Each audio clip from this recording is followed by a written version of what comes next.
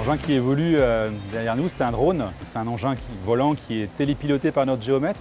Le drone civil permet donc de faire des relevés de front, de faire des relevés de stock, donc de relever les volumes de matériaux qu'on a sur nos plateformes en toute sécurité, puisque le géomètre qui a été formé pour ça, qui a son brevet de pilote, peut piloter le drone en restant loin des fronts, en restant loin des stocks.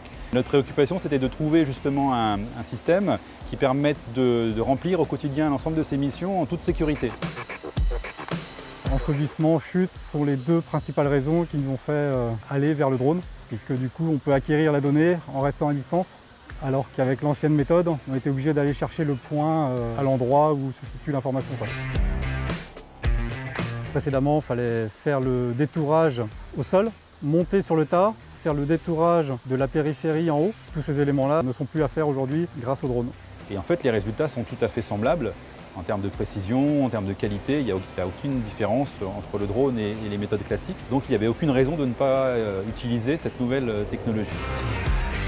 Donc l'autre intérêt de ce drone, c'est la rapidité. En fait, on divise en gros par deux le temps de présence du géomètre sur le terrain. Et donc comme il libère la moitié de son temps, il peut passer l'autre moitié de son temps à des activités où il a une plus forte valeur ajoutée pour la société et pour le groupe, notamment en termes d'exploitation de la carrière, d'optimisation de cette exploitation, gestion des mouvements de terre par exemple.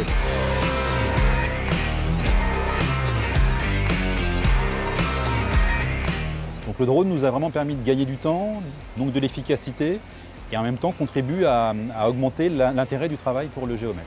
Aujourd'hui, on utilise le drone uniquement sur les carrières en activité.